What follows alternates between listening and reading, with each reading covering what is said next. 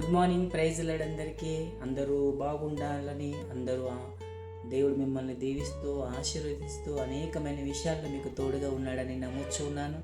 దేవుడు మిమ్మల్ని అనుదిన ఆహారం ద్వారా బలపరుస్తూ మిమ్మల్ని సంరక్షిస్తూ ముందుకు అనేకమైన విషయాల్లో దీవెనతో ఆశీర్వాదంతో నడిపిస్తున్నాడని భావిస్తున్నాను.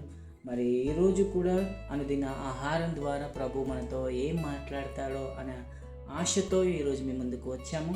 మరి రండి అందరం కలిసి యోహాను సువార్త 15వ అధ్యాయము 16వ వచనాన్ని మనం ధ్యానించుకుందాం. అందులో ప్రభు మనతో మాట్లాడుతున్న విషయాలని తెలుసుకుందాం. నేను మిమ్మును ఏర్పరచుకొని నియమించితిని. ప్రభు మనల్ని ఏర్పరచుకొని నియమించెను. ఏర్పరచుకొని అంటే మనల్ని ఆయన ఎన్నుకున్నాడు, మనల్ని ఆయన కన్నుగొన్నాడు, మనల్ని చూశాడు, మనలో ఏం కొదువగా ఉందో చూశాడు, మనలో ఏం కావాలి దేవునికి అనేది చూశాడు. మనల్ని ఏర్పరచుకొని, ఆయనను మనం ఏర్పరచలేదు, ఆయన మనల్ని ఏర్పరచుకున్నాడు, మనల్ని ఎన్నుకున్నాడు.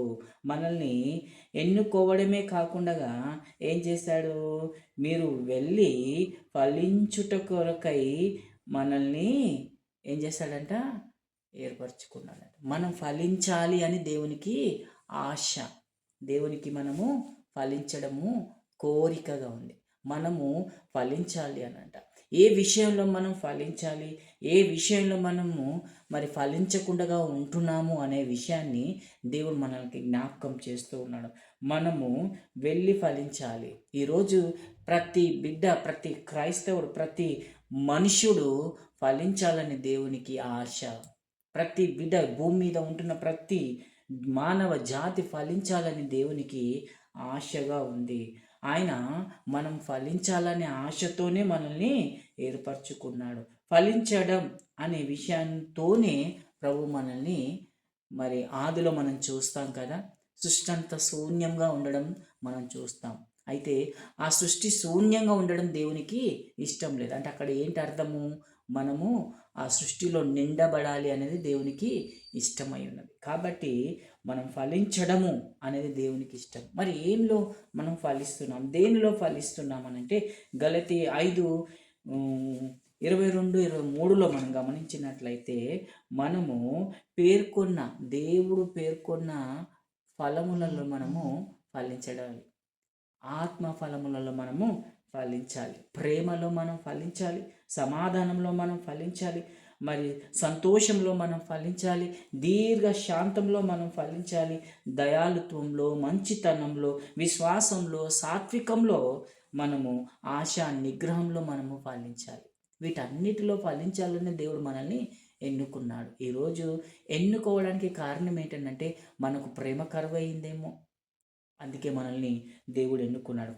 మనం ప్రేమ పొందుకొని ప్రేమను పంచాలి, మంచితనమును పొందుకొని మంచితనమును పంచాలి, సంతోషము పొందుకొని సంతోషాన్ని పంచాలి, దీర్ఘ శాంతం ఉండాలి. ఎన్ని అవదడకలు రాని, ఎన్ని కష్టాలు రాని మనము దీర్ఘశాంతంతో ఉండాలి. దయాళుత్వము పొందుకోవాలి, దయ కలిగి జీవించడం.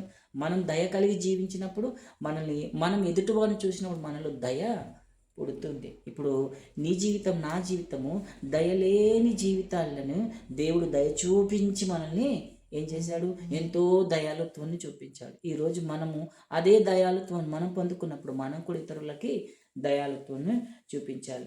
విశ్వాసము మనలో కనబడలేదేమో దేవునికి, అందుకే మనకు విశ్వాసంలోనికి మనల్ని నడిపిస్తున్నాడు. ఇప్పుడు మనం విశ్వాసంలో ఉన్నాం కాబట్టి అనేకులను విశ్వాసంలోనికి నడిపించాలి. సాత్వికము, ఆశా నిగ్రహము మనము కనిపించాలి. ఆశా నిగ్రహం దేవునిలో మనం ఫలించాలి. అందులో దేవుడు దీవించాలని, ఆశీర్వదించాలని మనల్ని ముందుకు నడిపిస్తూ ఉన్నాడు. మనము కేవలము